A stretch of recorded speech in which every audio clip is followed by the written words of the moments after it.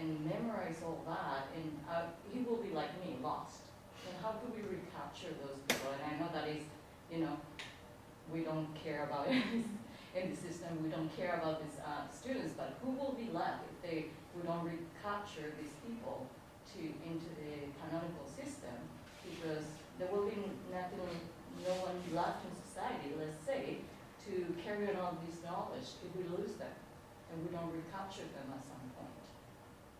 Yeah, but it's not like we dilemma. have to capture them.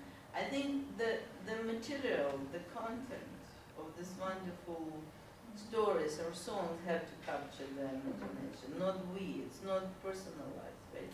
So I don't know how, about this exclusivity thing, as I said, I feel bad about people having this attitude towards canonical transformed people because personally, I don't come from any exclusive club. All my relatives were peasants, right?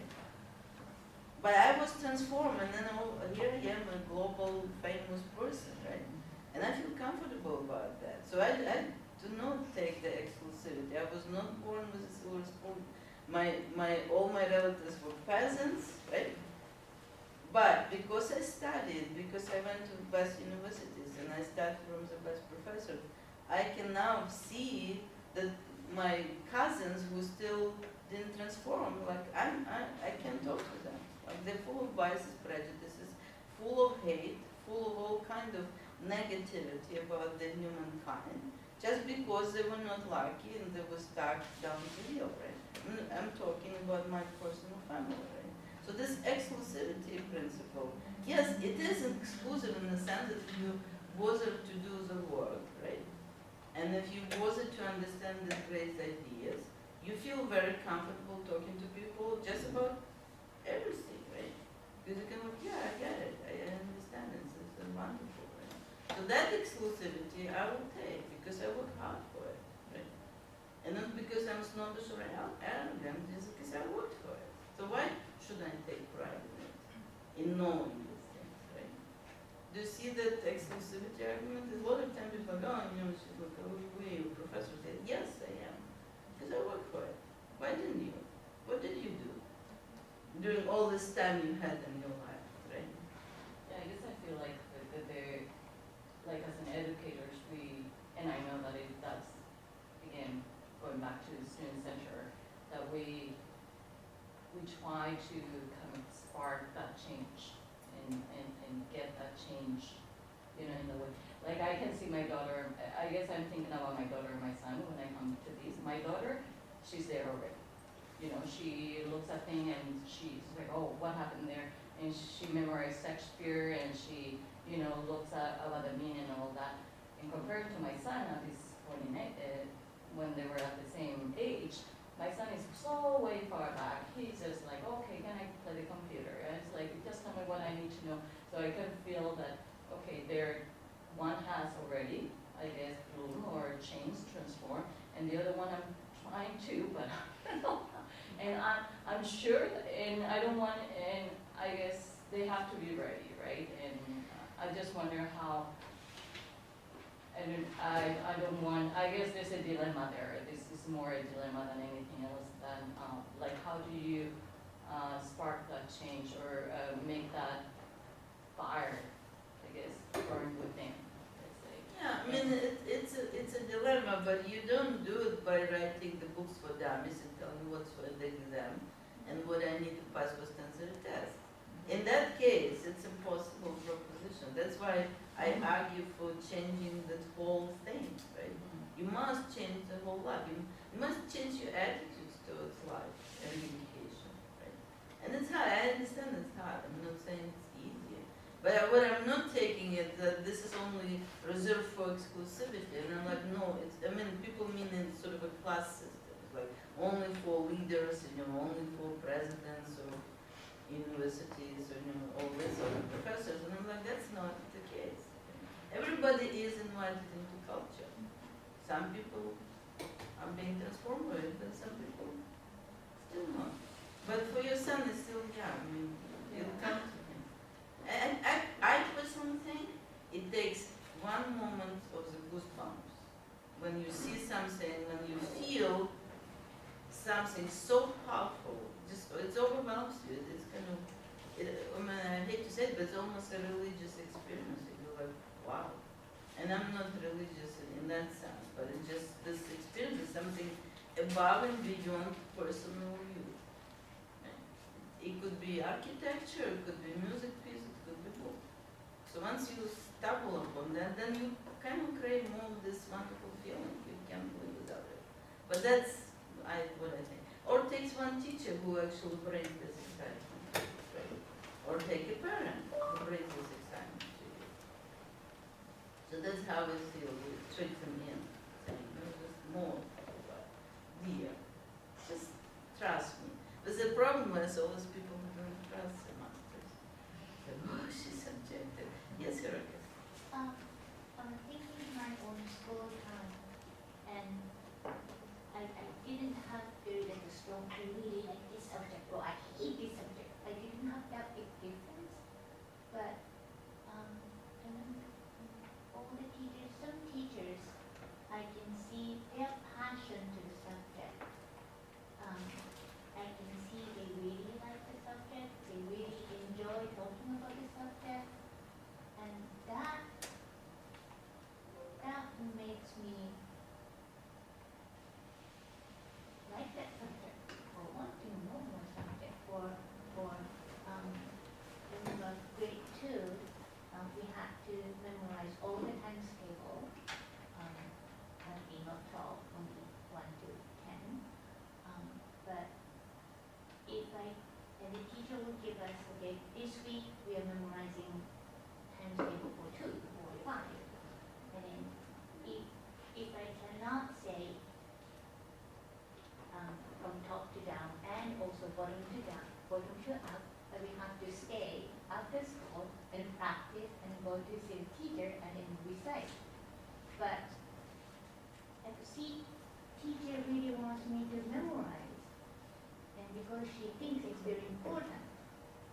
And so that feeling about, okay, I have to do it. I want to be able to do it. And I don't know, I don't want to put all the responsibility on the teachers, but Yeah, it's a good point. In canonical cultural curriculum, what we believe is the teacher's position is as a masters, whereas we expect a trust from a student who know nothing, right, towards the teacher, and this contagious of the passion is contagious, right? But we do expect the trust, right? Whereas there's no trust, or even worse, there's the suspicion the teacher's here to get you. Gosh, I have other things to do in my life. I'm not here to get you, seriously.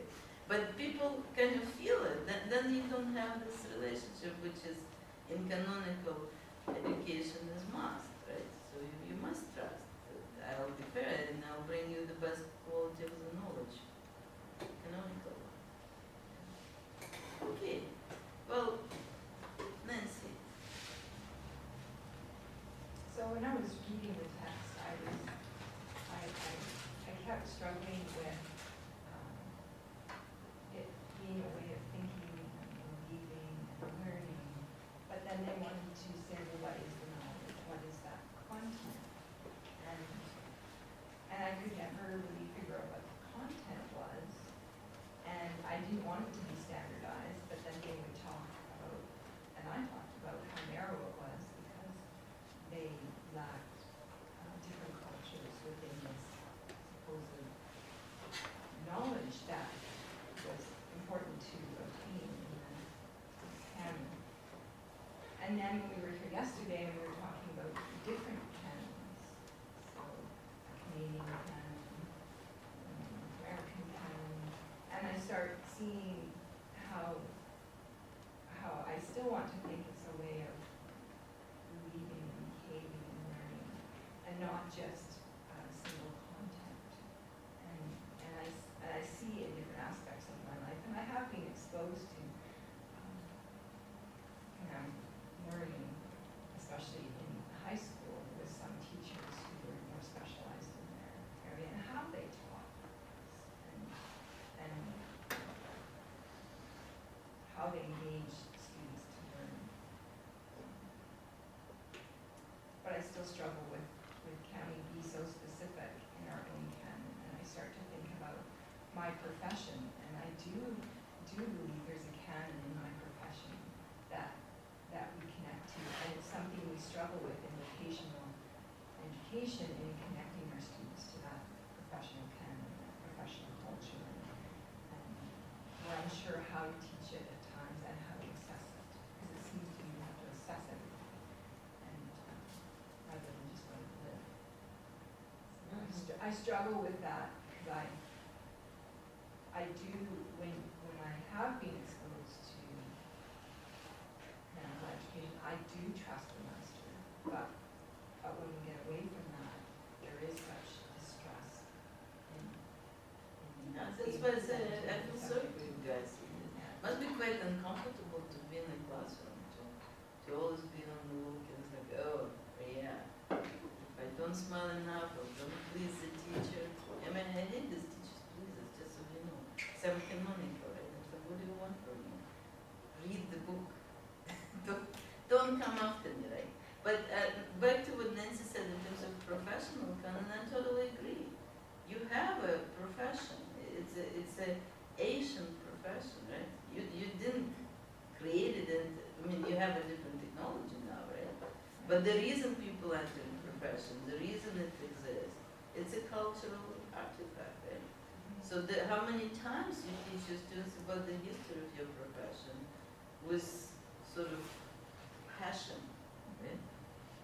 That's how you connect them to canon. You must have some sort of, Pam said they just put in fires or, sort of shortcuts, professions for dummies or something. But I usually say for each profession, if you tell them how many people fought for it, how many lives were sort of devoted to it, right?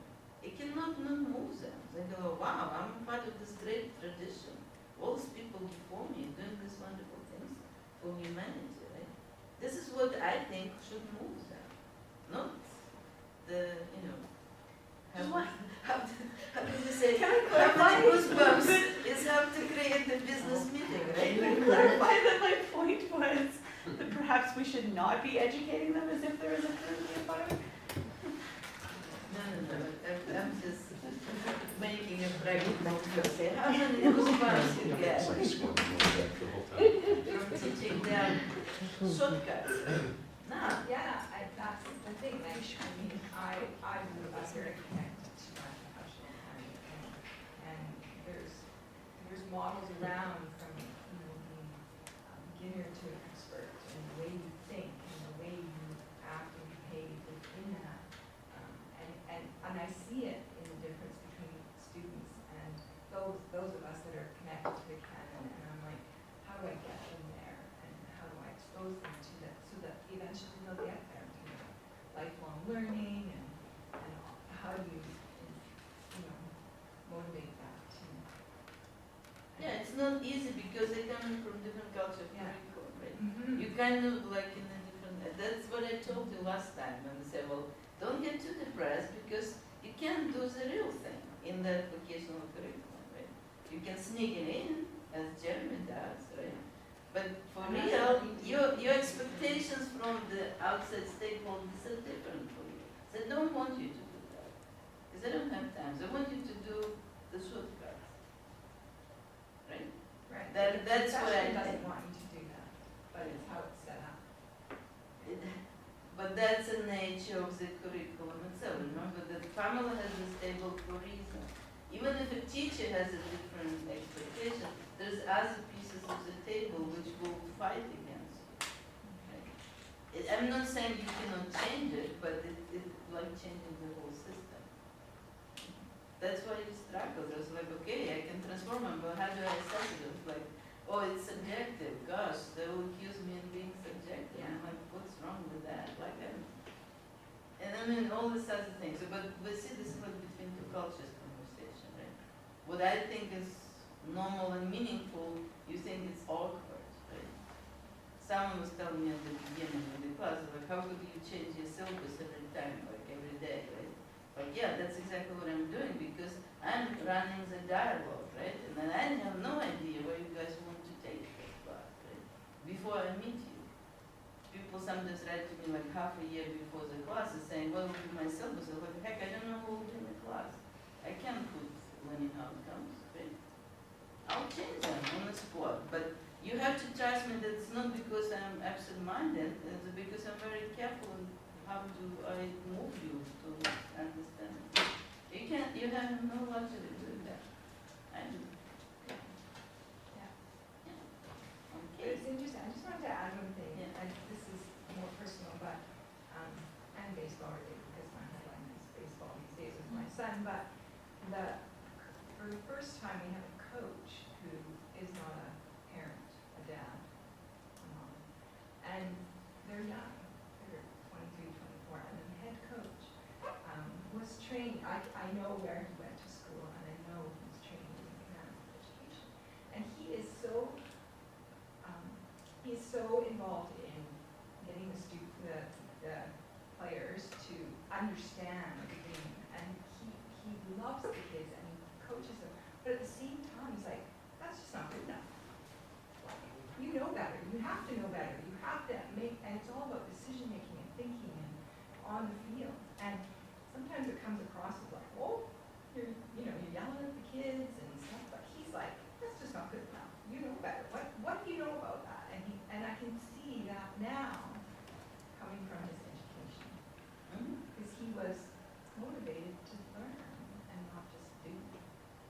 Yes, and that's what he wants. And that's what he's doing for these boys on the field. He's Yeah. motivating them to learn and not just do what I tell them to do. Yeah, exactly. It's interesting when I start to see it play out in life. Yeah, and then you have better coach and you have better results and you have better team, right? Yeah. And then, remember in the first class when I said nobody had this, dear parents, I promise you I'll provide best possible education. And then you said we didn't have it. And I said, what do you promise? I provide worst possible education. How come you don't strive to have better quality of knowledge, right? This is kind of beyond me, but that's what typical conversation goes like. Yeah, you have better team. I totally agree. Because they start seeing the bigger pictures, they start thinking, they're being transformed by him, right? Yeah, they are, totally narrow in their canon, because it's just baseball related, but they still talk about making them into men. Like, there is that in that whole philosophy of the team. Oh yeah, I totally believe some coaches are more canonical, they transform. I had the kid in my remember I was principal of special needs children, and I had the kid who was being behavioral, boy, right? And behavioral means unruly, didn't get engaged, didn't want to study, didn't do anything. And I said to the dad, I said, look, how are we finding him a really good hockey coach, right, the team? And then a year later, the father came kissing my hands, right? I mean, it's a magical. This is what in my culture people do when they're very grateful, right? He didn't physically, he was a Canadian father. But he says like, Natalia, my son was totally transformed. They took the labeling and diagnosis of the boy because there was this coach, right, who totally transformed the kid. None of the teachers did. Because this is, oh yeah, they kind of were from different culture. And that coach was, that's why I believe your baseball coach doing the same thing. Because I saw this boy, it's like a different kid, and that was like a miracle. Right? And before that, they were like doing all kind of medications, everything, like nothing. Kid was not transformed. Yeah, I agree, but some real good coaches can do the same thing. They're masters of the game. Oh. So they can't tolerate someone not understanding the beauty of the game, right? But he has a personal relationship with the boys, but when he's coaching them, it's not about who they are, it's about their knowledge and about the game, That's- the it's beauty about the game. of That's- the game. Yeah. It's about the beauty of the game. You can play a lousy game and everybody's upset, right? Or you can do something beautiful on the field, right?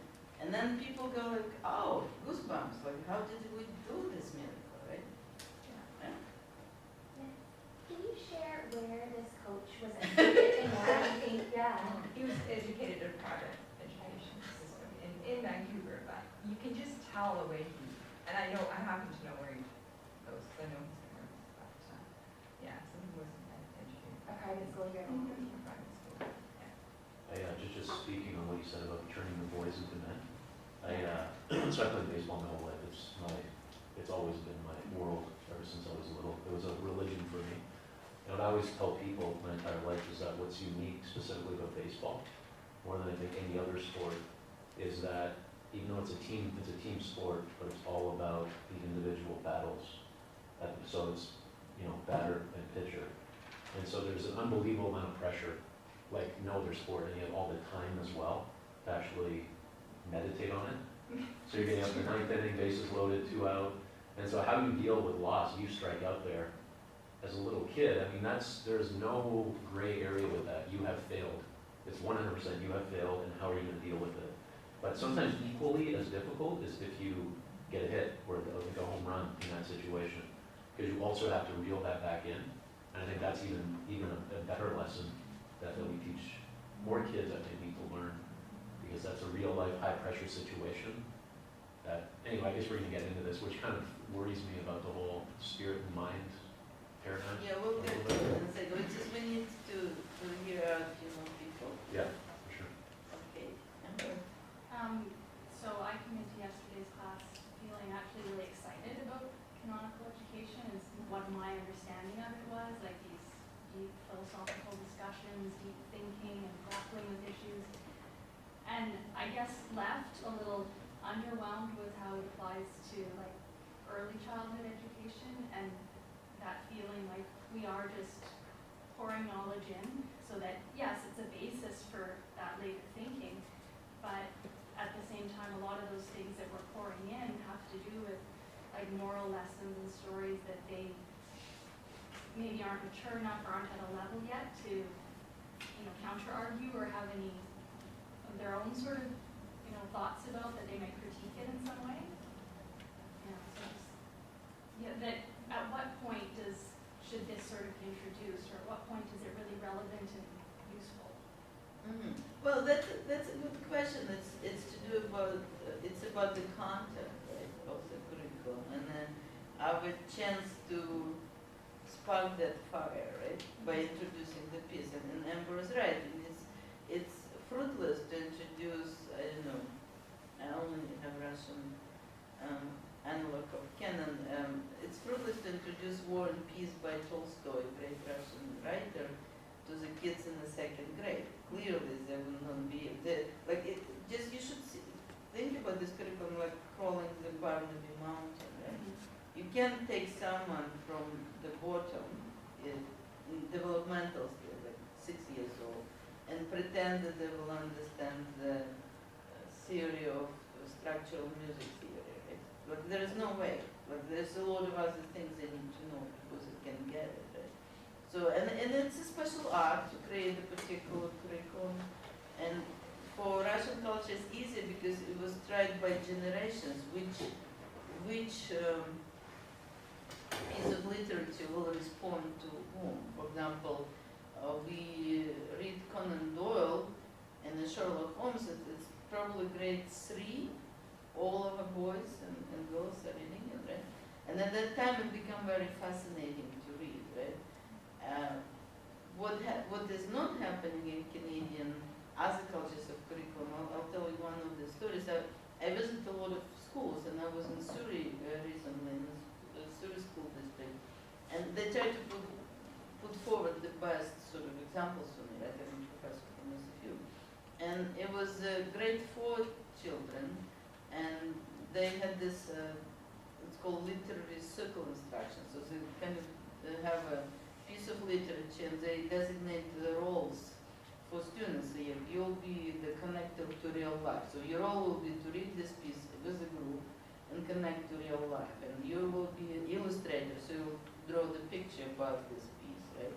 And then you'll be a person who runs the discussion. So like, in a sense, it could be a very good instructional technique. Like you get a group of kids and give them a different role in relationship to the text, to teach them how to, what Jen was saying, to relate to the text differently, right?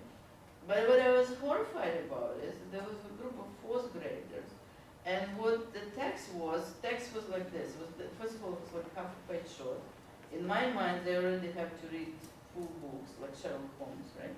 Or some novels. And half a page, it was like, father came home early. That's a text, right? Verbatim. So, why father came home early? Because he was just fired from his job, right? Unemployed. So half a page, right? So and that kids was, and I'm observing this discussion, and kids are just not getting any connections to anything, right? One kid was there clearly, like from the family from which his father's firing all his co-workers, right? It's like, my father never had the job, he's the boss, right?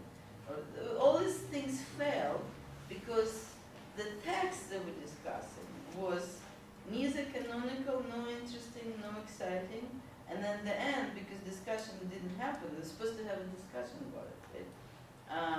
Teacher was so upset, and she said, "Look, don't you understand the stock market fell, right? That's why father, so fourth graders, right?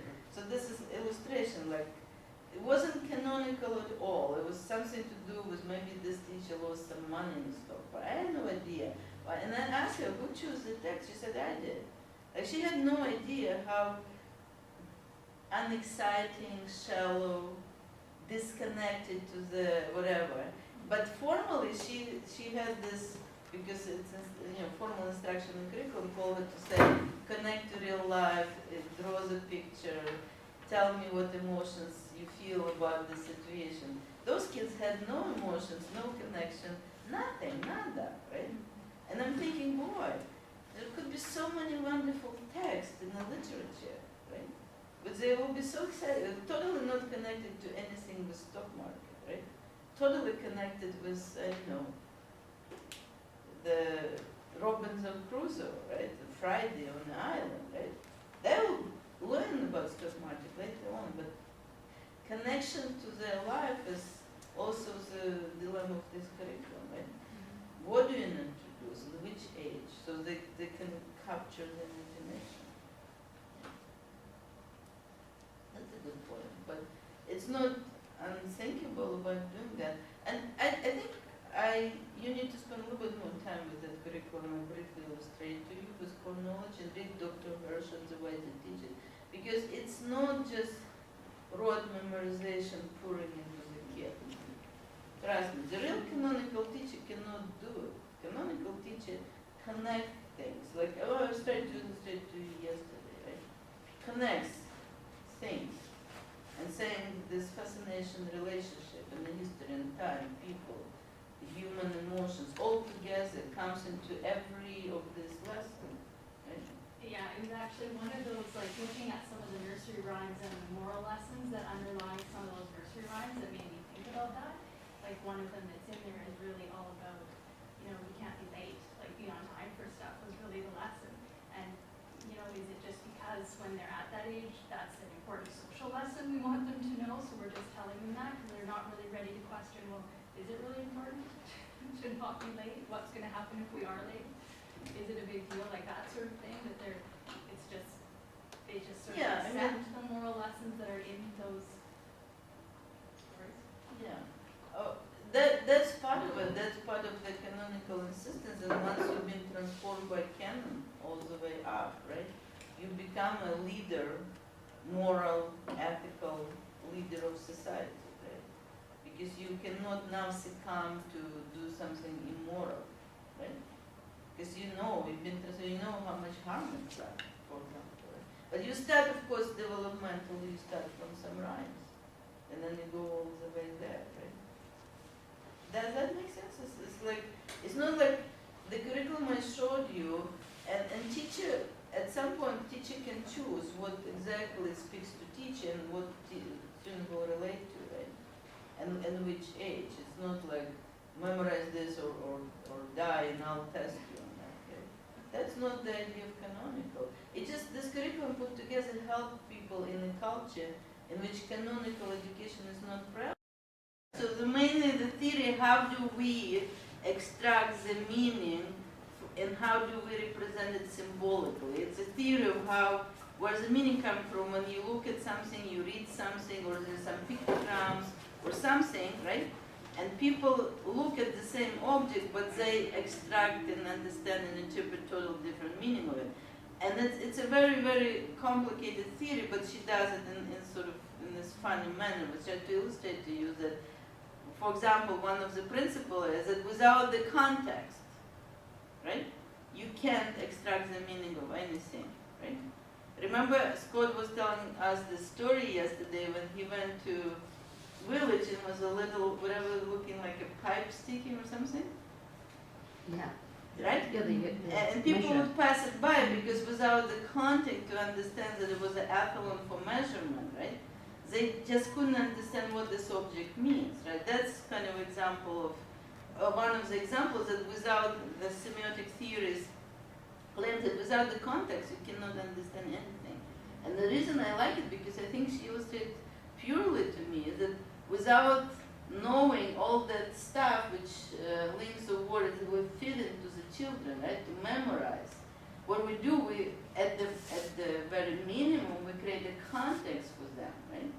So then anybody comes along and they say something, they can invoke from memory some context for this meaning for that word. Without the context, you cannot understand any idea, right? So that's for me a very powerful message. What else do you laugh at? Just curious. Anyone laughed? Her jokes about copyright laws. Yeah. Okay, that's a little bit closer to us. It's American copyright law. There was a totally hilarious moment there. And I'm just wondering if you're familiar enough with the history of American copyright law to laugh at that point. Remember when she was talking about one little blind mouse who stopped single-handedly development of civilization with the help of lobbyists and very expensive lawyers? What was she talking about? Disney. Of course. She's joking about Mickey Mouse and Disney because you don't know. Craig knows what happens there. Oh, they come after you like crazy whenever you use any of their property. They send their lawyers after you and shut it down. So there's no growth from what currently exists. Yeah, the Mickey Mouse was patented and copyrighted, right, by Disney. So now everybody in the world, if you ever draw or do anything similar to Disney image, you will pay huge, huge money, a penalty. That's what she was joking about. She said, the one little blind, stupid mouse stops the development of civilization, right? Because of the copyright law. She was making mockery. She was laughing at it. It's hilarious. But in order for you to get this joke, Christina, you need to know something about Disney, right? And not as a consumer, right? No, I'm sure you know Disney, yes, I'm sure you know Mickey Mouse, but you don't know it, kind of what canonical teacher would teach you, everything about it, right? Looking at it critically, knowing in history, knowing how it's, so that's why you can get meaning out of this joke, because you're not educated in the Disney history to even laugh about it, right? Is it a good illustration? Right? So that, yeah. The other thing that I think she was sort of, satire, because she was talking about, oh, we can't have the farmer's wife chopping off the tail. So she was talking about political correctness as well. That, oh no, that's too scary for children. You know, like that we're starting to be silly about protecting children so much. And then she also was, the same thing she was doing about theories of creativity. Use your anger. Yes. I'm angry. Use your anger. This is psychotherapy going to a teacher, right? Just use it, turn it into something more productive. Use your every words, line not of this, your if you don't look at it just like a truth paper, but you try to put the meaning and the connotation, maybe it will take Christina for you to kind of slowly re-look at. Maybe I think sometimes people cannot make these connections because it's too quick, and then and this associations doesn't pop up immediately in your mind, right? But once you get into it and start to deconstruct what she actually does, and you see how many association and connection from all kind of cultural artifacts she brings, like, I don't know, for me it's just extremely hilarious. It's a perfect example how I think the canonical teacher actually has to teach, because it could be interesting on different levels, right? some joke and maybe not laughing at another joke, but pulling all together, right? Did she not taught you something?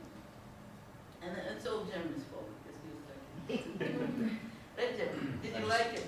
Yeah, I did. But in defense of Christina and maybe a few other people that aren't speaking up, I can understand why they wouldn't like it. And what I think is interesting is when you look at this type of, and maybe it's the music itself that is really off-putting, because of the dissonance with the music. And what's interesting about that is there's the whole story with Stravinsky and the Rite of Spring, which was that 1904 or something? I don't know, my memory. So he was kind of started this whole movement, and he started incorporating the 12-tone system into his compositions, and he played it in France, and it caused a riot because people just could not deal with this dissonance that they were hearing. And so, and still to this day. And what's interesting is it kind of took two tracks, right? So it kind of went into the jazz. They were able to create these structures, which she illustrated. Not show it to you, right? And then it kind of went the avant-garde way, which we still hear these days in popular culture in horror movies, for example. Like you watch a horror movie, it's serialism, it's 12-tone system where it's just all over the place because people get scared and they don't know what to think of it. It's very, you shy away from it. You're like, whoa, but it makes you frightened. See, Christina, you had the reason not to like it. Jeremy just explained. But the reason he knows why you're not liking because he knows a lot about musical history, right? See, that's just illustration that without knowing all these things, I think people losing out to know these fascinating stories from history. Why why structuralists? How about, did you like this literary structuralists, the French group? Right? The structure, remember I telling you there were also, the same thing was in music, the same thing was in history. The idea was, like as in science, everywhere else we try to create a meaning, we crave some sort of structure. So they went about to hunt for the structures, and they had this weird sort of thing. For me it's very interesting because I'm part of my life is in this theory of creativity, and her message, as you probably get, even if you don't like it, that there is nothing new you can create, right? It's the same old structures you play with, right? Make sense? So, I mean, no, sorry, I didn't say it correctly. You only can create a new thing on the basis of knowing the old structure, not in a vacuum. And they had to add, so nothing you can create in vacuum, right? Because we need to know the previous structures and the meaning of that in existence in order first to relate to them and then to be creative, right? So that's what she was trying to do. But in a way, she was going back to deep in history, because when she was singing that chorus, it reminded me of the Gregorian chants. You know what I mean? Yeah, I know what okay. you mean. Yeah. Sorry. I mean, she was, it's like, it reminded me, and that's beautiful. There's no instruments, just a voice. yeah, and then this is what I'm trying to illustrate. The teachers, the canonical teachers, and I know it's like kind of abrupt exposure for you, especially because we discovered not too many people studied music in the musical school, right? So you couldn't totally relate to it, but at least you see what the richness of connectivity between the canons can bring to you. Do you see that? Mm-hmm. And how drastically different the lessons look like. There is nothing far removed from just memorization here, right? It has a humor, it has a connectivity, it's drawn from all kind of things, and because of all these layers, right, which you brought in, when I show this to different people, regardless of their preparedness, at least, I mean, Christine probably was just confused because she speaks too quick, right? But at least everybody has here something to relate to from their previous knowledge, right? When you see it. At least it was a little, the childish rhyme. And even that is already kind of supposed to connect you to the things she's trying to tell you about. Plus she brings a new knowledge, of course, a new information, and she sort of playfully introduces it to you. Oh. At least you learn about Mickey Mouse, right? And how that little blind mice stop us. Yeah. I liked it that she used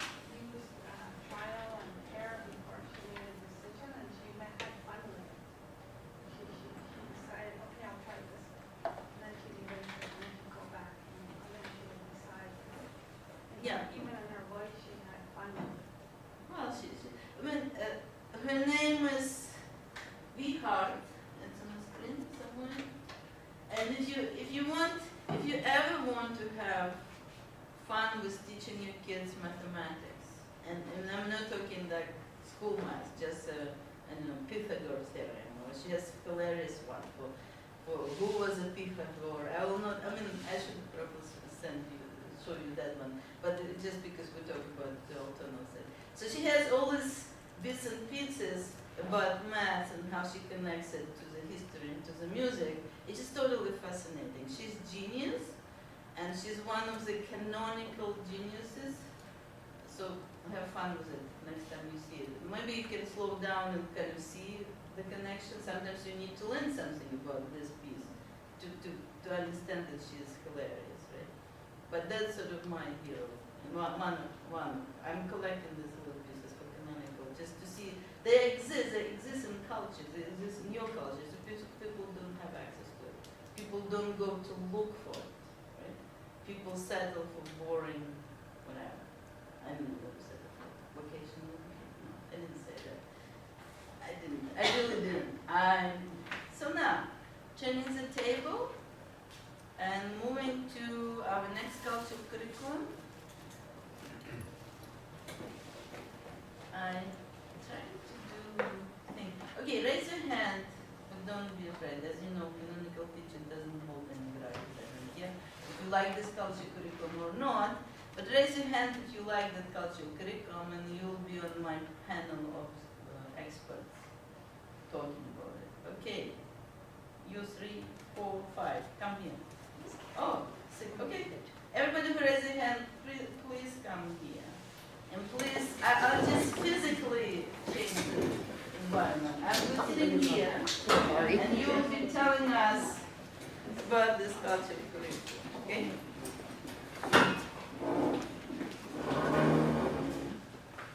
Well, you need to bring your, because it's a long conversation. Can you bring your chairs? I mean, unless you want to stand up. Oh yeah, I can see, I'm tall. I can see right now. Yesterday was a little, we kept it. You're okay, okay. Okay. Have to keep moving left and right. She is, and then I worry like, I didn't write this here, my vision. Oh no, that's great. Okay? So we're all ears. Tell us about your favorite culture curriculum. You can ask us questions, you can engage the audience, you can ask us what the vision, you know how I do using the Pamela table.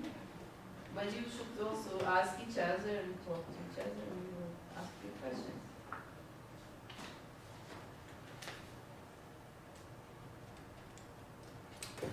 Hello. So we're self-facilitating? Good morning. We're talking about developing self-inspired culture curriculum. Oh wait, I thought we were still talking about canonical. Oh No. man. No. No, I was wrong. Self-inspired. Oh, can I? Oh, This is not a good sign. okay. We need a little bit extra help for people. Emma? Expert is running away. Let's expand. Okay, so what Nancy missed our practical joke. I was invited. I was invited to a panel of people who like self-inspired curriculum. Half of the panel who came up front thought that I'm invited panel for canonical curriculum, so they ran away back. So just make sure you're here for the right reason. Self-inspired, okay? You good? Good stuff? Self-inspired? Up here? Yeah. You will be promoting the self-inspired. Well, I like all. Yeah. Okay, now that we clarified the issue, so good morning, almost lunch. We have a panel today who will be telling us about this fascinating culture curriculum. It's called Developing Self and Spirit, right? And they'll engage us, asking us a question, what do you think? But first they'll start telling us about why they like it. Student-centered. It focuses on intrinsic motivation. Okay? There's learning everywhere, not just in the educational system or in the classroom. Okay. Well, when you're talking to me, you're talking to us. You can make it a little bit more eloquent. You say, I really like this curriculum because it centers on students, and I think it's an important idea to be centered. So you can make it a bit less telegraphic, kind of tell us the story about this. The point form. I like the point form. Great. Get it out there. Okay? I like this culture curriculum. It allows me to provide the information to, not provide the information, but provide an environment, a safe environment, where students can practice and engage with the information, learn it in a deeper level and in a safer level, so that they become proficient with this information before going and using it. You mean like, sorry. Yeah. Safe, You in the front. what do you mean Yes. by safe level? A safer level of engagement. So, as the facilitator in this cultural curriculum, I'm able to create an environment that allows practice, as opposed to something where an instructor would be Unsafe. subjectively judging the students. This is an opportunity for students to practice and work with, really chew on the information, chew on the subject, chew on the topic, and Stay with the safe, unsafe. Chewing or everything, like, could we be unsafe chewing and the safe chewing? I just don't understand the concept. Can you please untangle it for me? What does it mean, unsafe chewing? So unsafe chewing would be working with the topic in an environment that is competitive, and where there would be the possibility for people to feel discomfort at taking risk. Okay. So in a safe environment, everybody is given the opportunity to talk about what they think, express their opinions, express their values, and work with that information, and then try and broaden their perspectives and then bring that back and come up with something that works for them. Good, I think, Yeah. I hope, yeah. I'm a big fan of this curriculum. My kids are actually not in a public school, and they're not in a private school. They're in kind of a pilot program. So it's a brand new type of school, and it's a hybrid program that is half homeschooling and half normal schooling, traditional schooling. So it's done in Surrey at an organization called the Learning Academy, or TLA, and the program is called TLA Direct. So they spend 2 days a week in class full time, and 3 days they're homeschooled.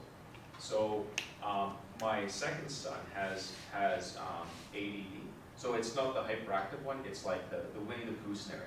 So he's slow. He doesn't pick up interest very easily. So if I look at contrasting it to the canon, if they said this is something important for our history, and even if they're trying to explain it, if he doesn't get it, he's going to turn off very quickly. But being a part of this innovations program, is what it's called, they might say, okay, we're going to look at literature today. Here's like the criteria for your project, and you guys have to create a project about literature. So it can be a YouTube video you make, or you guys can do a skit, or you can write a paper, or you can have a poster board, or you can they'll have several different options. Okay? As long as you're within the framework that we have created, you guys are free to explore. There will be a framework still. They'll say you have all these different options for the literature part. You have to find something that is interesting and relevant to you, and you guys have to be able to do something to explain back your learning to us. And the difference that I see when my son is learning in this style is, because we also did classroom learning, he was struggling a lot. He didn't understand it, and he was frustrated, and he would daydream and doodle. But now he's he's active and he's interested and he's like trying to like discover more things. So I'm actually seeing, and this is subjective, and I have no problem being subjective, right? I've seen that this works in certain applications. So that's kind of why I'm an advocate of this. It's because I've seen firsthand that, hey, this is something that I think works. And it's not going to separate my children from connection to the canon as well, which is going back to maybe you can choose more than one, because we are drawing from like the same history, we're drawing from the same literature sources, but instead of them saying this is the one that everyone is going to do, they broaden it. They say, okay, you have 20 choices from the literature that we have selected as like the faculty. You have to pick which one looks interesting to you, and then you have to do something with this information.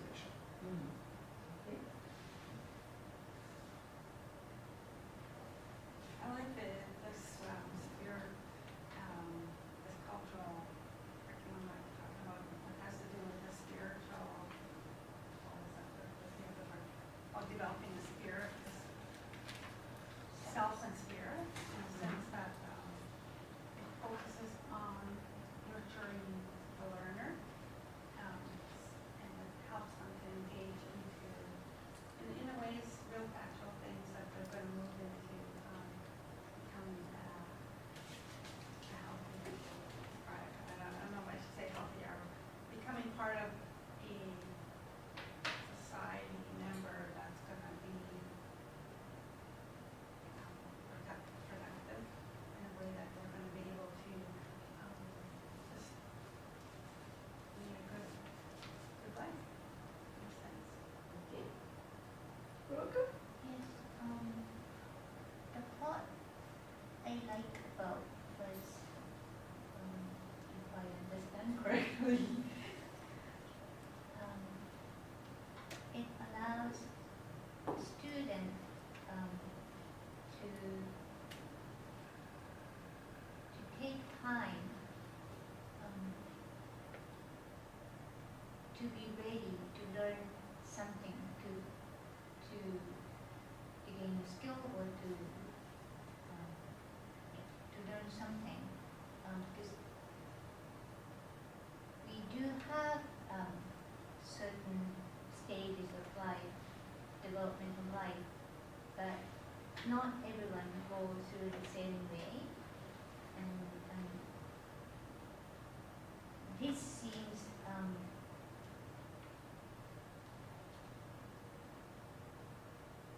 give us a little bit flexibility to get to meet to match the student readiness to learn certain things,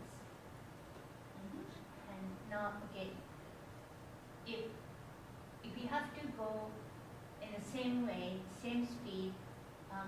Yes, we can say, okay, you're not ready, and then you will catch up later. You may, but I'm a little bit concerned about the emotional or psychological effect of what being that I have to going through that stage, that incident, and it seems okay. That's okay. If you're not ready, that's okay. We'll come back. We will come back, and then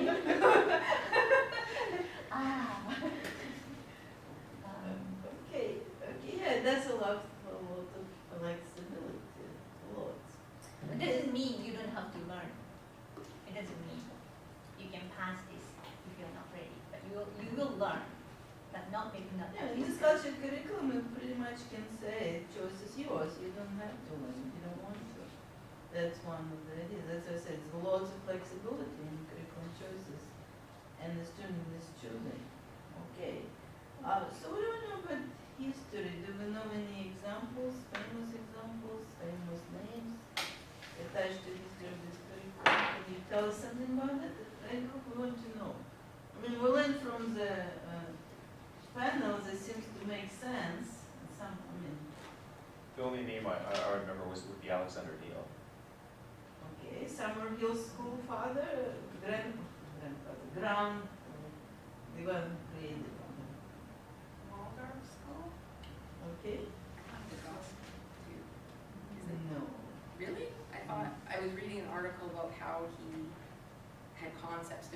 child's engagement and different things, and it was relating the, like, Reggio Emilio program to some of his The theories. people of Reggio Emilia totally misconceptualize Vygotsky. And that's definitely Vygotsky, but Reggio Emilia, yes, also the history of it. Montessori. No, indeed. no, So can you tell us, like, in a little bit more details how the different school operates? What do they expect from the students? Any details about the content of their curriculum? Any of these names would do. Just give us a little bit of context. Yes, Andrew. I can tell you a little bit about Montessori, because I did look into that a little bit this week. Okay. It's really all centered around the idea of peace, justice, and love, so that's kind of the basis of the curriculum. I think underlying that is the presupposition that human nature is good, and that if you give kids flexibility, they're going to make good choices and they're going to want to learn. The underlying principles are auto-education, so it's not about Montessori teaching your child, it's about your child learning, because the environment is all prepared for them so that they are going to be drawn to certain things and want to discover and want to learn about different things. It's, yeah, about the teacher as a guide, so they're sort of helping your child along, but it's really all directed by what the child is interested in or engaged in. A very prepared environment, so there is a lot of work involved in setting things up that are going to be calling to your child, that they'll want to be engaged in. Multi-age classrooms, so you are actually staying with a teacher hopefully for several years, so they do really get to know you and are able to draw out your interests a little bit more, or maybe help direct you to something that's going to be meaningful to you. And love of work, so it's this idea that learning is really work for kids, but it's meaningful work if it's something that they're interested in, and that sort of builds into a good work ethic later in life as well. Anyone else knows anything about Maria Montessori? Yeah, I trained as a Montessori teacher actually about 20 years ago, and subsequently sent my kids to Montessori school. And it was really interesting. Yeah, why don't you up here? Why don't you? No, because I don't believe in it. I'm sorry. Okay, I tell just- us more about Maria No, but Montessori. anyway, then I went to a school that, when I was in the school district, I went to a Montessori school, which was for past 6 years of age, and it only, Maria Montessori only designed it to be for 2 to 6 year olds. So anything after 6-year-old has not been designed by Maria Montessori. It's been designed by somebody else. So I went to an elementary school in Surrey, and it was an absolute chaos. It was the worst day of my life when I went there to fill in one day. I'm not sure what was happening, and my kids went through Montessori, and that was a disaster. It was just not a fit. It was far too chaotic, and again, I think it needs, like, it's canonical similar in that way, in that it needs teachers with huge breadth and huge depth of knowledge for it to be run properly. The ones that, there's so many out there that are not run properly, and I believe in the principles in a way, but when I saw the practice of it, it does not work, because there isn't that knowledge out there that can and it's for a Knowledge specific about sort what? of Because you knowledge said about- teaching needs to be prepared, but we just said from Amber that it's all up to students. Yeah, it is prepared, because they're not toys. They call them I've just forgotten the word now. Materials, and so they're a certain way, and the materials themselves. So if a new teacher comes on board, they say, well, heck, I don't know what to teach because I wasn't given to educated. This is very helpful curriculum, right? At least as a, as a direction where to look for, right? Okay. Cindy. I didn't really understand it until the discussion yesterday, and I just found it very interesting. I thought it was, I'm gonna steal from Christine and steal from Sarah. I thought it was really inspirational, and how different to have a class taught without bias and judgment. Like, I just thought, wow, I didn't really give that much thought, because in coming from a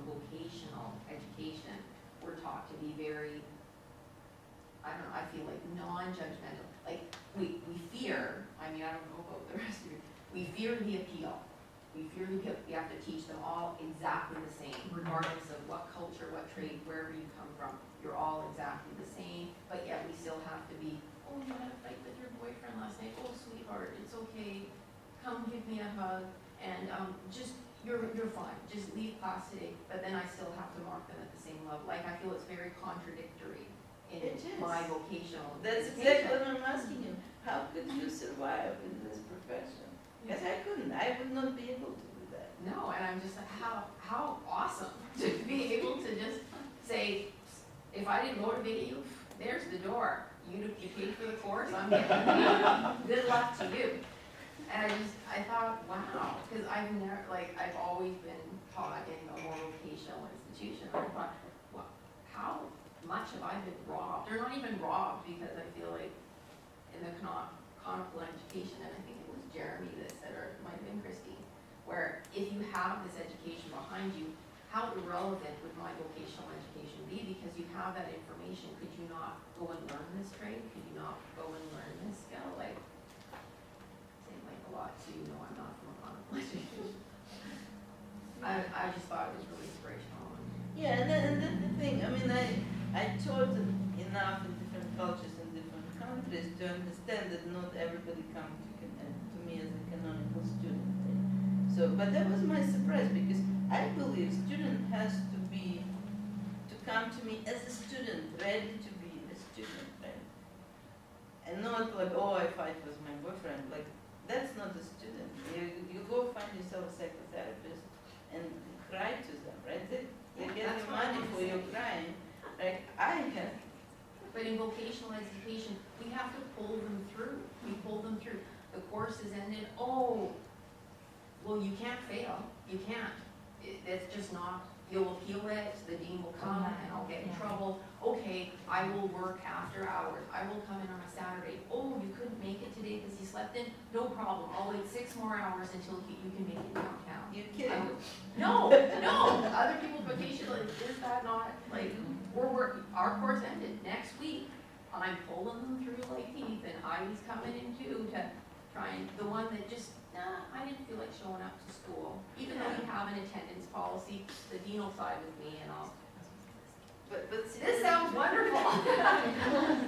Sarah wanted. No, I was just going to say it's not even vocational, because my husband is a math professor, and he has students who come and they'll suddenly at the exam they'll say, oh, but I can't come that Saturday because it's in Surrey, it's Diwali or something. It's well, you knew that the exam was that date, and now what have I got to do? I've got to decide, okay, shall I be nice and make a whole new exam just for you, and then come and sit in another day just for you? And it is that culture. We've got to make it palatable at all times for the student, and they don't learn even in higher education. And then Because we're just dragging them through, yes, right? yeah. But there is that. Oh, the dean will say, well, you really should, because I mean, it's their religion. It's this, and he's like, yeah, but they knew the exam date. Why did they come to class then? Why did they enroll when they had all this information?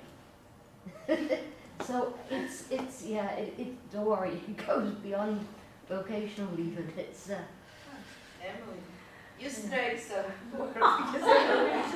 oh. Yeah, that's why I really want to standardize exam, even if it's standardized. Cindy is right, they will appeal and they will make case about that, and actually, it was a personal experience. I was reported and they filed a complaint against me because one of the students failed pharmacology. And that's the rewrite already. And mind you, the rewrite is the same exam randomized. For example, if it's Ativan in the first exam, original exam, they use a different medicine, or Tylenol in the first exam, Advil in the other. And the student failed, and then I said that she failed. And I was told that the student is having problem about the divorce, blah, blah, blah. And I said, well, you cannot say that to a patient when you commit a mistake and you give a wrong medication, oh, because you know I'm having a personal problem right now. Oh, yeah. And I was quoted, and I was really reprimanded for that. And I said, but that is the truth. You cannot say, oh, I killed your mom because I'm having. And I was just so mad. I killed your mom, I'm sorry because I'm having a difficult time, I'm having a divorce. Can you say that? So I told the director, you cannot say that. What if it's your mother, if it's your wife, if it's your daughter? But they said, but Yeah. still, you support the student. And I said, you know what? It's up to you. And I just said, it's up to you. And they asked me, are you threatening to resign? And I said, no, I'm just telling you, it's up to you. But I was already thinking that, pass this student, I'm out of here. But fortunately, the student really failed because really I was going to leave. And I am the program coordinator. I know that it will hit them hard because I take care of the program. Fortunately, they said, you know what, Emily's right. It was documented. There's everything, learning contract. We put all those things in place, and yet I was still reprimanded and scolded for saying that. But really, I couldn't help it. Oh, because she's having this. Why do we have to worry about your personal circumstances? Mm-hmm. But then we don't have that liberty like you, right? We still have to consider. Yeah, that's the other problem. Well, yeah, I thank you for sharing. But that's what I was telling you last time when you were like upset with me, and I'm like, how do you deal with this situation, right?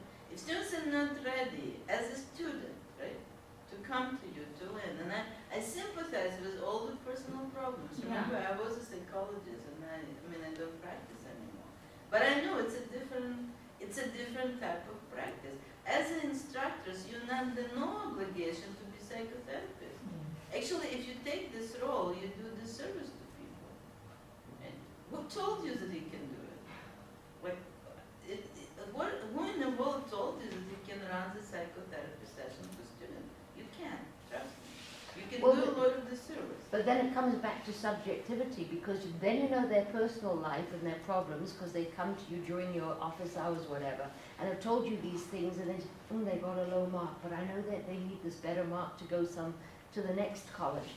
Well, maybe I could find some marks for them, and then it does become subjective, because you know their personal life. I don't want to know your personal life. No, that's why you don't want to know our personal life. No, not in that sense. If some anecdotes from your personal life illustrate the concept we discussed, it's perfect, like some of the stories people sharing, right? It's a good illustration. But not in a sense, what do you had for breakfast today? Or did you have a breakfast? Did you laugh like birds? Did your husband yell at you because you were late and he wanted to do the car washing or something, right? Like, why? This is what happened to me, right? Like birds, didn't have breakfast, husband is cranky, right? How fascinating for you? Do you want to continue to discuss my life? Of course not. You want to get in with studying the real thing, right? And that's what I'm trying to illustrate. In canonical curriculum, students should be students and teachers should be a teacher. It's all about that knowledge, not about us and our personal relationship. But I know you're coming from another culture. I heard that many times. Hey. I like what Jeremy said about critically thinking about what we're reading, and I'm just finding it quite funny for myself that every theory that I read, I'm so on for that theory. I read it and I'm with that. And so, from the first week until now, it's good for me to be reading the different theories and thinking about the dilemmas and thinking about the critiques. I just feel like even if I quit now, I've learned so much just about how I'm thinking about these things. So I'm enjoying that. So I love the canon right away. I love the canon. I read it and I'm thinking, what happened to the canon? This canonical culture, what happened to it? Why are we not all learning this way? And even after dilemmas and critiques, I still really like the canonical way of learning, because I think about the connectivity and the traditions, and since I started this program, I've started to ask people around me, my friends, my family, if they could think back on their schooling, what was something they could remember that transformed them, or that really they've never forgotten? And I have not yet got anything from anyone. Sad. That is very sad. And so it makes me think of, and I feel the same way about my education. So, and mine, now that we're talking about canonical education, I think I have elements of it, but it wasn't pure. And I don't want that for my kids, you know? I look at their education and I think, oh, you know, I want them to connect with our culture and connect with maybe some of the classics and love them and, you know, apply it to their life. And so, yeah, it leaves me with a lot of questions and feeling helpless because my kids are going through this curriculum, which is changing, and I'm motivated to look at that. But I guess I just find it sad too that when, like Elaine was saying, we look back and we remember some of this stuff. So why are we wanting to be transformed by it in our 30s and 40s and not then? So I'm thinking about that as well. I know that's all over the place, but I just have lots of thinking about it. I'm like, why is this and why is that? But see, that's what's happening when you introduce the powerful idea. It kind of hits you in the face and you start thinking about it, and this and that, and this and that. And you get emotional about it. Right? So that's the power of the idea. That's what canonical education is all about, to introduce to people some fascinating ideas. So it cannot just be mechanical. So it's not about memorization and cramming in, it's about thinking, right? Okay, thank you. It's good. I didn't sleep very well last night. I had a dream that we were having Socratic dialogue. about the curriculum of canon. And it kept on going on and on, and it kept going round and round and round. And then I woke up and I was like, oh no, my alarm didn't go off, I've slept in. And I was like all panicky, and then I looked at the clock, I'm like, oh no, I still have like 3 hours to sleep. Like, I guess I'm just crazy. So I went back to sleep, and then I was right back in class, and you were like, and you said, where were you, Scott? And I was like, so, kind of how that relates, like, it's just kind of funny, I thought I might share that, but I'm experiencing a little bit of cognitive dissonance about the material, because initially, I didn't like the idea of canon as curriculum, and I'm finding that as I like understand more what it's about, that I'm like a little bit of an aha moment, and I'm saying, oh, well, yeah, that kind of makes sense. I can see that I have to kind of concede a point that I've actually had a lot of that in my own practice that has worked. And I also like that you were using the analogy of the books for dummies, because I remember in the text it was kind of saying with this curriculum that it kind of views one way you can view the learners as like athletes.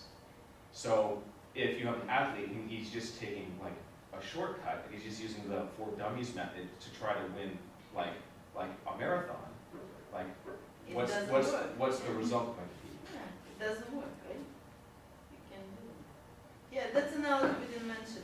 It's like an athletic sort of improvement. A lot of people in sports, you know, you can't jump from being novice to being master in marathon, right?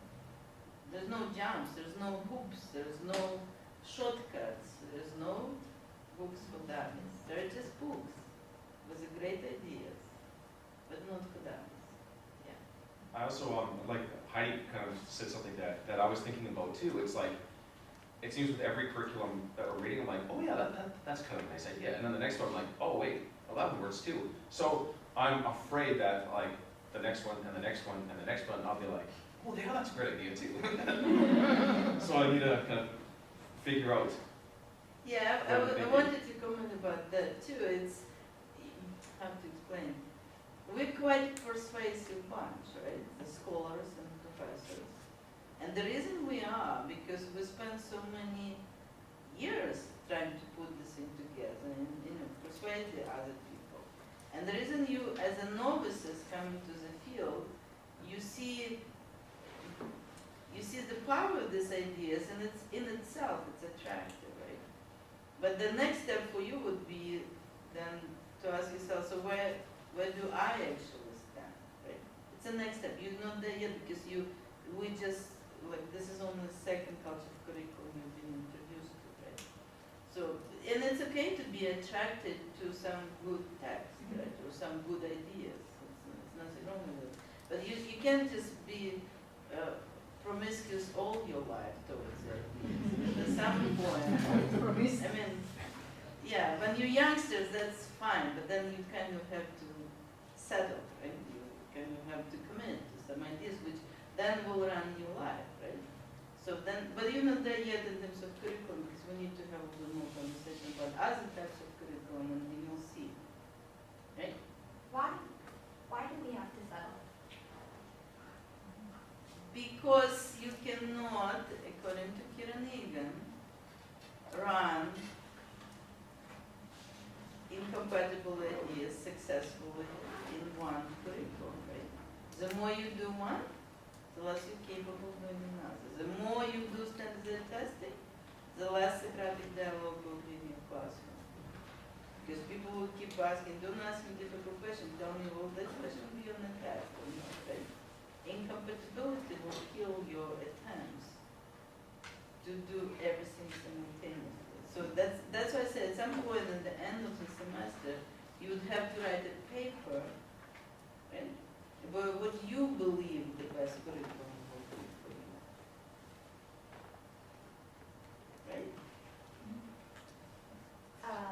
And that's only if we agree. That was good. You You can see she was a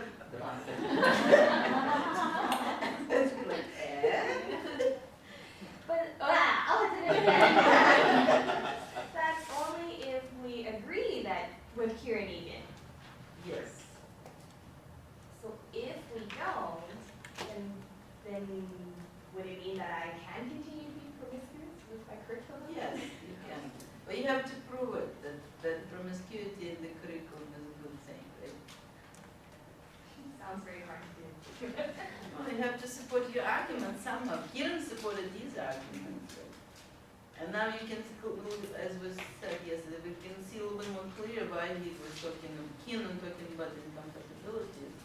Because he worried that people who are running vocational curriculum do not provide the quality education, high academic knowledge, right? So, you have the opposite argument. You say, yes, Kieran, I can do it in my vocational curriculum. And some people made some attempts to illustrate it today, right? So that will be your counter-argument, and you continue to say, I love all these other cultures curriculum, right? Which is like plenty. Okay? Okay, let's have a short coffee break. Oh, Faye? Yeah. I'm kind of waking up now, so I just wanted to add to my part. Okay? Not realizing it, that I think it was brought up in the conical curriculum, not just through my grandparents and my parents, and always questioning and having me to see bigger pictures of mapping ideas and stuff like that, but also going from that to a Rocky Mountain College, which is more of a private college, and they taught similar, like, even though they did have some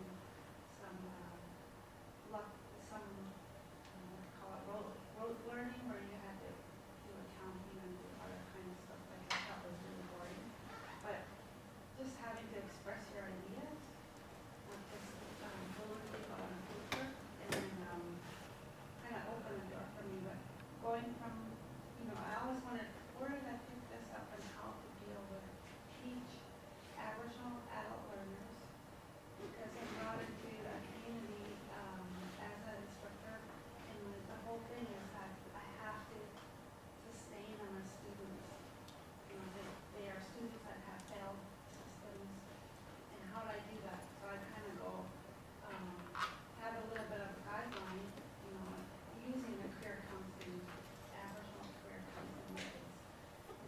know that they are multivariate already, and, try not to dive into their personal lives, but also set out kind of a guideline, but put them on the steering wheel, and not me, but I'm there kind of as a, kind of, what do you call it? Try to explain to them in the sense that I am your teacher, I am here to guide you in your learning, but you are the one that's in charge of your learning. And I do explain that I'm a very different teacher than any teachers you may have, because I'm not going to follow the real structure or strict rules of teaching, because in my thinking and in my kind of write-ups, I know the students are already, they're already dealing with life skills or inadequate. They're going to be time management that they're not going to be able to follow. There's going to be barriers in place that's going to keep them from totally focusing. So at the structure to where they're going to be in charge of that before they get to the class, or if they're coming late, then there's a time that they're going to be able to catch up. But so it was really, to me, a trial and error thing that I've been doing, and to get them through. And because the first question, I guess when they interviewed me over the phone, is like, how many students have you sustained in your teaching of Aboriginal students? And I would say maybe 14 out of 15, and then, or if I had 18, then I might lose 1 or 3, and then they said, oh, that's a good number, because they said usually that at that community, they would start and they would end up with 3. So it's when they get the teachers and like that are really vocational, I think, and they really expect them to already know how to go through. Yeah, I think it's a dilemma for this culture curriculum, because the question for me looks kind of a little bit similar. Remember, I moved from canonical culture when I taught in Russia, right? And I moved to this culture, and that's what people attempted to say, oh, I killed my mother yesterday and I can't function in your classroom, right? And that's a dilemma. What do you do with a product, actually a product of the previous lifelong being in a different culture of curriculum, right?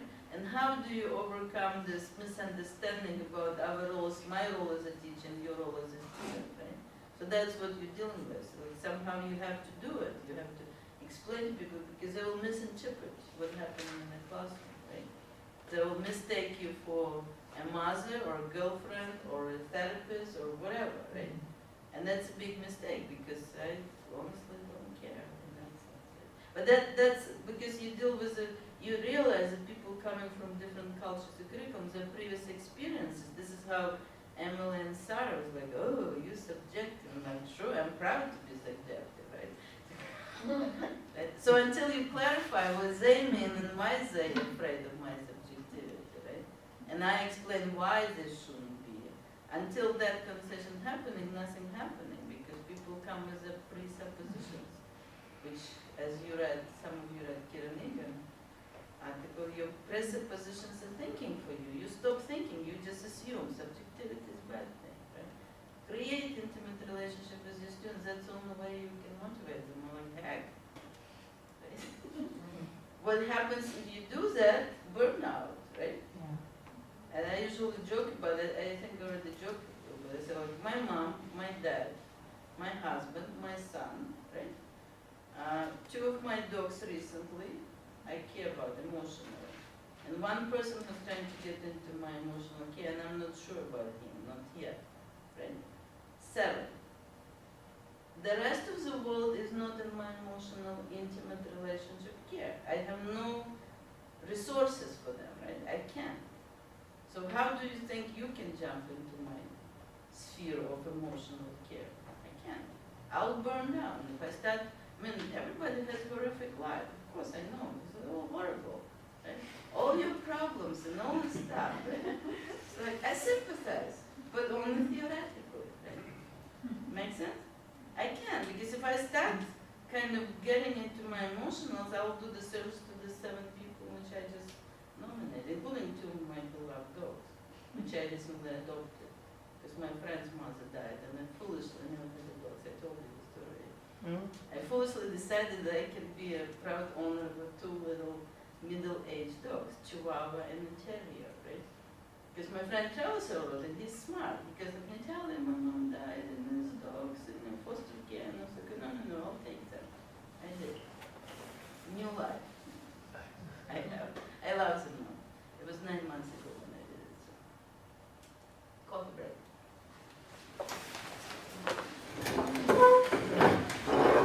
Lunch and walk after me. Splat. Extra decoration? Yeah.